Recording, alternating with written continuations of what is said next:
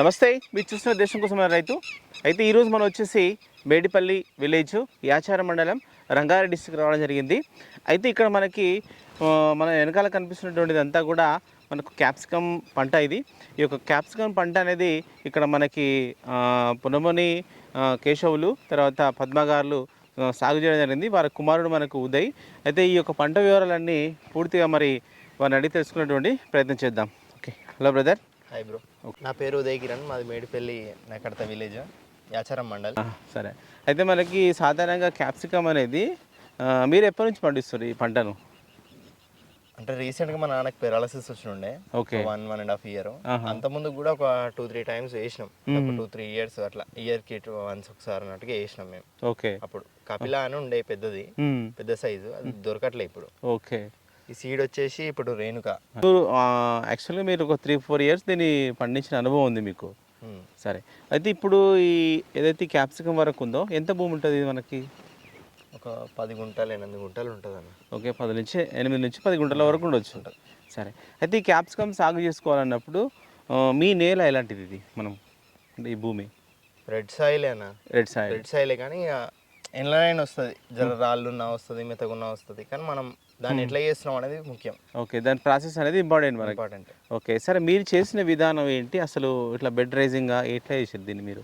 Bed rising చేసి bed ఏమో ట్రాక్టర్తో కొట్టించినాం. Bed rising చేస్తే ఏమవుతుంది అంటే భూమి లూజ్గా ఉంటుంది. ఓకే, ఫస్ట్ ప్లవ్ వేసినాం, ప్లవ్ వేసి కల్టివేటర్ వేసి బెడ్లు కొట్టిస్తే ఏంటంటే భూమి మంచిగా ఎక్కువ వస్తుంది, మట్టి ఏరు తొందరగా వెళ్ళి చెట్టుకు బలంగా వస్తుంది, గాఢగా వస్తుంది, కాబట్టి బెడ్ రైజింగ్ చేసి. ఓకే, సరే, అంటే ఇట్లా బెడ్ రైజ్ చేసే ముందు దీంట్లో ఎరువులు ఏమైనా వేసుకున్నారా భూమిలో? ఎరువు అంటే పొట్టెరువు వెళ్ళినామన్నా, పిల్లల ఎరువు. అంటే మనకు కోడి పిల్లల పొట్టెరువు. ఓకే, ఈ 8 గుంటలకు ఎంత పడుతుంటచ్చు మామూలుగా? మీరు ఎంత వేస్తుంటారు? ఒక ట్రాక్టర్ అనుకోండి. ఒక ట్రాక్టర్ సరిపోతుంది. ఓకే, సరే, అయితే మనకి ఈ క్యాప్సికమ్ సాగు చేయాలన్నప్పుడు అంటే ఏ మంత్ మనకు అనుకూలంగా ఉంటుంది? అంటే మీరు ఏ నెలలో పెట్టుకోరు అట్లా? నెల అని ఏం లేదు, కానీ నార్మల్గా వేసినాం ఈసారి. అంటే మధ్యలో ఒక 1.5 year దాకా ఇక అట్లా ఇబ్బంది ఉండి వేయలేదు. ఓకే, ఇక వేద్దామన్నట్టుగా అట్లనే చేసినాం అన్న. ఏ నెల అని ఏం లేదు, ఇప్పుడైతే బాగానే ఉంది. ఓకే, ఒక 30 rupees kg అట్లా పోతుంది. అంటే మీరు ఎప్పుడు వేసుకున్నారు? నేను జనవరిలో డిసెంబర్ ఎండింగ్లో సీడ్ తెచ్చిన. అప్పుడు తెచ్చి జనవరిలోనే అనుకుంటాను, జనవరిలో తెచ్చి సీడ్ అక్కడ నుండి ఇక్కడ దొరకలేదు. నార్మల్గా సీడ్ పేరు వచ్చేసి రేణుక. ఎక్కడ నుంచి తెచ్చుకోరు మీరు? INB కంపెనీ వాళ్ళది. ఓకే, హైదర్గూడ నుండి తెచ్చిన. హైదర్గూడ నుండి తెచ్చుకోరు. ఓకే, తెచ్చి నర్సరీలో నారు పోయించినాము. ఒక 28 నుండి 30 days 32 days మధ్యలో వచ్చింది. ఓకే, అప్పుడు తెచ్చి ఇక మనం నాటుకోవడమే, ఇక డ్రిప్కి పడుచుకొని దగ్గర. ఇప్పుడు ఎంత అంటే మీరు ఎన్ని విత్తనాలు తీసుకొచ్చారు? 3. ఎంత ఎంత ఉంటుంది ఒక ప్యాకెట్? 950 rupees పడ్డది ఒక ప్యాకెట్. 950 రూపాయలు ఒక ప్యాకెట్. సరే, ఇక్కడ పెంచి ఇచ్చారు కదా, ఒక్కొక్క మొక్కకి ఎంత తీసుకురు? 40 పైసలు ఒక మొక్కన పెంచి ఇవ్వడానికి 40 పైసలు తీసుకుంటారు. సరే, మనం బయట తీసుకుంటే 1 rupee 1.5 పడుతుంది. ఓకే, మనం తీసుకుంటే. సరే, వాళ్ళ దగ్గర నుండి డైరెక్ట్ తీసుకుంటే అంటే వాళ్ళు పెంచి వాళ్ళే ఇత్తనం అంతా వాళ్ళదే, అట్లయితే ఎక్కువ పడుతుంది. సరే, ఇప్పుడు ఈ ఉంది కదా మనకు బెడ్కు ఎంత దూరం ఉంటుంది మనకి? 4 feet ఉంటుంది అనేది. 4 feet ఒక్కొక్క బెడ్కు. యాక్చువల్గా కవర్ వేద్దాం అనుకున్నాం మేము, అంటే మల్చింగ్ వేద్దాం అనుకున్నాం. మల్చింగ్ ఏమవుతుందంటే ఇప్పుడు హీట్ ఎక్కువ వస్తుంది కదా. అవును, హీట్ రావడం వల్ల చెట్టు అగరికి చచ్చిపోతుంది అన్నట్టుగా మల్చింగ్ వేయలే. ఇక ఓకే ఓకే, నెక్స్ట్ టైం వేసినప్పుడు మల్చింగ్ వేస్తాం మళ్ళీ. అవును, అప్పుడు సమ్మర్కి కూడా అనుకూలించాలి కదా అన్నట్టుగా. అవును, ఇప్పుడు మల్చింగ్ వేస్తే కాకకి చచ్చిపోతుంది, ఎక్కువ హీట్ అవుతుంది. అవును, సరే, ఇప్పుడు ఒక 4 feet దూరం పెట్టుకోరు. ఇట్లా మనకు మొక్కలు ఉన్నాయి కదా, మొక్కకు మధ్యన ఎట్లా పెట్టారు మీరు? మొక్కలు ఇట్లా ఆపోజిట్ కనిపిస్తున్నాయి మనకు మొక్కలు. ఇట్లా ప్రతి హోల్ దగ్గర 2 చెట్లు వేసినాం అన్న, మంచిగా వస్తుంది కాబట్టి దిగుబడి. ఓకే, ఇట్లా ఫీట్ నర గ్యాప్ ఉంటుంది చెట్టు. అంటే డ్రిప్ కు దగ్గరలో అక్కడ ఇక్కడ పెట్టారు. ఇట్లా దూరం చూస్తేనే మనకు ఫీట్నర ఉంటుందా? ఓకే, అంత దూరం inches వరకు ఉంటుంది. ఓకే, సరే, అయితే మనకి ప్రధానంగా ఎక్కువగా అయితే క్యాప్సికమ్ పండించాలంటే మనకు షేడ్ హౌస్ అట్లాంటిది వేస్తుంటారు. సరే, మీరు ఇట్లా వేసుకున్నప్పటి నుంచి అంటే వీటికి వచ్చేటువంటి పెస్ట్ కానీ తర్వాత మనకు మొక్క ఎదుగుదలకు కానీ ఇట్లా మీరు ఏమేమి ఇస్తూ? మేమైతే ఫస్ట్ 999 ఎక్కిస్తాం NPK. ఎప్పుడు ఎన్ని రోజులకు ఇస్తారు అట్లా? అంటే చెట్టు ఎదుగుతుంటేనే వేసాం అన్న, అంటే పిందెలు పడుతుంటే స్టార్టింగ్ స్టేజ్ లో. Okay okay. అట్లా తర్వాత ఇక ముడత వస్తుంది, ఆకు ముడత, ఆ కాయ ముడత కానీ ఒకసారి తెంపుతాం అన్నట్టుగా అట్లా ట్రై చేసి తెంపుతున్నాము. తెంపుతుంటేనే ఆకు ముడత, ఆ కాయ కూడా ముడత పోవడం, చిన్న చిన్నగా ఉండి ఆ కొమ్మల మధ్యలో ఇరికిపోవడం వల్ల అది అట్నే షేప్ వస్తుంది అన్నట్టు. ఓకే. అరే ఇది బాగాలేదుగా, ఇట్లా షేప్ వస్తే సరిగా దిగుబడి లేదు, రేట్ లేదు అన్నట్టుగా. రేట్ లేదు సరిగా, రేట్ లేకపోవడం అడిగినాం మేము. అంటే ఇప్పుడు నార్మల్ ఫెర్టిలైజర్ షాప్లో అడుగుతాం కదా, ఇది ఎక్కియండి అది ఎక్కియండి అంటే కాల్షియం నైట్రేట్ అదొకటి ఎక్కించినాము, మళ్ళీ బోరాన్ ఎక్కించినాము. కొంతవరకు షైనింగ్ ఉంది కాయ, అవి రెండు ఎక్కియడం వల్ల. పైనంగా మళ్ళీ స్ప్రే చేయడానికి ఆకుముడత, ఇప్పుడు కాయ పోతుంది అట్లా డ్రిప్ ద్వారా ఎక్కిస్తే కాయ ఓకే. మళ్ళీ ఆకు ముడత కూడా పోనీకే తయాచి అని టాలిప్రైడ్ ఏమో ఉంది, అది అదొకటి. ఓకే. ఎన్ని రోజులకు ముడతకు కూడా ఫెర్టిలైజర్ చేయాలి. ఎన్ని రోజులకు ఒకసారి ఇస్తారు అట్లా?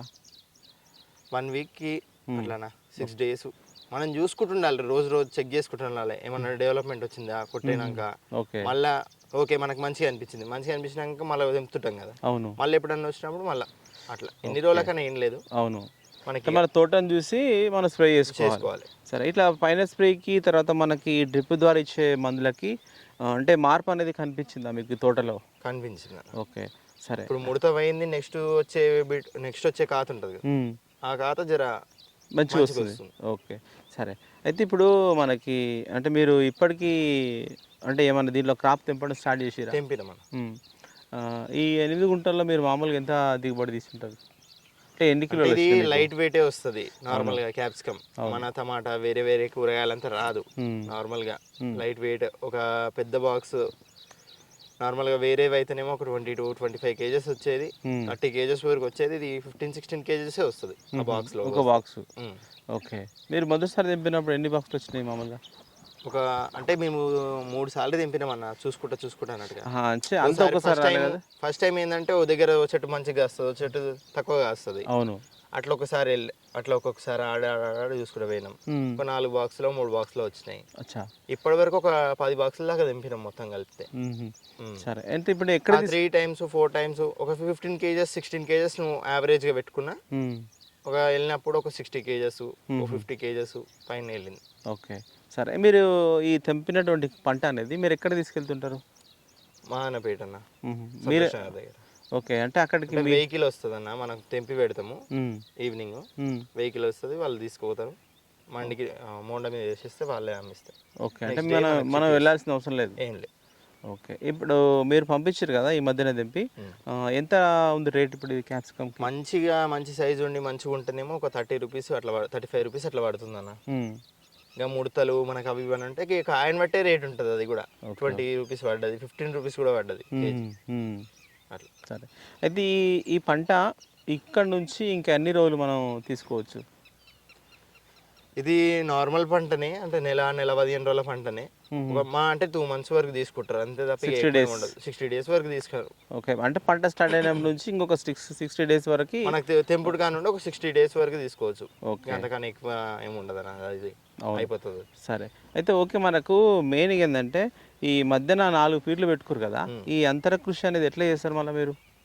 అంటే అర్థం అంటే ఈ మధ్యలో ఉంది కదా మనకు వచ్చేటువంటి వీడ్ ఏదైతే ఉందో దాన్ని ఎట్లా తీసేస్తారు మళ్ళీ? ఇక మనం కలిపియాలి మళ్ళీ. మల్చింగ్ చేసుకుంటేనేమో బాగానే ఉంటుండే, ఇక మధ్యలో పడ్డదానికి ఏదైనా స్ప్రే చేసుకున్నా చచ్చిపోతుండే. ఓకే, కానీ ఇప్పుడు కలిపియాలి.